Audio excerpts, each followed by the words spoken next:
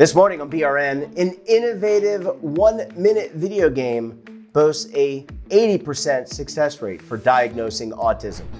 Joining me now to discuss this and a lot more, Dr. Bahar Tuncgenc is with Nottingham Trent University, and Dr. Stewart Mostofsky is with Kennedy Krieger Institute. Bahar, Stewart, great to see you. Thanks for joining us on the program this morning. Pleasure to be here. Thank you for having us. Absolutely. And we're going to talk in our second part, which will air tomorrow. We're going to talk about your new innovative video game, Cami. But I want to start with a very basic question. How difficult is it for practitioners to diagnose autism? Thanks for the question, Jeff. I think that this is an important, crucial aspect of what motivated us in our research. It can be challenging. It varies depending on the situation, the child's presentation, but it certainly requires a considerable amount of effort, usually with multiple practitioners who are familiar and have deep experience and education in understanding autism. One of the more challenging aspects, in fact, that particularly motivated this research study is that not only is the challenge determining whether a child has autism or doesn't have autism.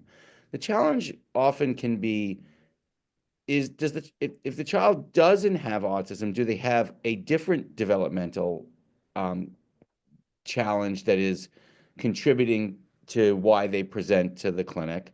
And this is where it really gets tricky, might they have a combination of difficulties that include autism, but also include some of these other developmental diagnoses? So, for instance, attention deficit hyperactivity disorder. So you can have a child who presents and they might have autism. They might not have autism, instead might have ADHD or a language disability or other challenges. And then what makes it even more complicated is they might have all of those things. So in other words, they might be presenting with a combination of these conditions. And Bahar, this has got to be, this complexity in diagnosing probably is very difficult for parents of children that maybe are in this category. Which can also lead to a longer road to diagnosis and also greater expense. That's exactly right. I think it depends on the country and the specific health system, how much exactly those things cost or how long that they might take. But for example, in the UK, it can take up to 3 years for a child to get diagnosis on the national health system. And Wow. part of the reason for that is because of the complexities that Stuart just mentioned, because the pathway to care and referrals can be quite lengthy with lots of practitioners involved. And some of that is for good reason. So again, autism is a very heterogeneous condition, meaning there might be some autistic individuals who are maybe university graduates and winning world-leading awards and so on the one hand, and there might be other autistic individuals who really are unable to lead an independent life on the other hand, and everything else in between as well. Famously, there's the saying that if you've met one autistic person, you've met one autistic person, not because they're all very different from each other. So if you imagine those very different presentations coming to the clinic, it might sometimes be harder to distinguish what specifically this child's needs are, and what kinds of provisions need to be put in place, and so on and so forth. So that might take a lengthier process, and that is for right reasons. And I don't really see Cami replacing that necessarily. I think that sort of thorough clinical assessment is absolutely crucial. And I think we would all, as the CAMI team, we would all agree that that is necessary and that would continue. But if tools like CAMI can help accelerate that diagnostic process as a complementary method, then that would be a great benefit. Because as you said, lack of diagnosis often means lack of help and support for the children and adults. That includes helping the children in their schools, helping them in their workplaces, in their home environment. And so all of those things are linked to having a diagnosis. And so that's why we put so much emphasis on being able to diagnose as effectively and in as much an evidence-based manner as possible.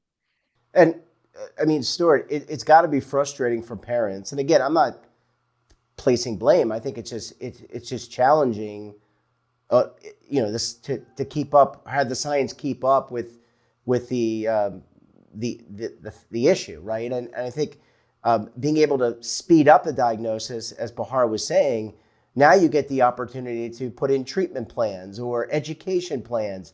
And the analogy that Bahar used, that each individual is unique, they need their own personalized program. Absolutely. My in all my years of clinical experience, my mentor, my mentor used to like to say that brains are like faces, or she still likes to say that brains are like faces. Everyone is different, and these presentations vary. And in all my years of clinical experience, I mean, it's every individual, every family we work with, there are tailored recommendations, that we make specific to the child's challenges. And as Bahar mentioned, the heterogeneity, the range of presentation, a range of heterogeneous presentation across autism is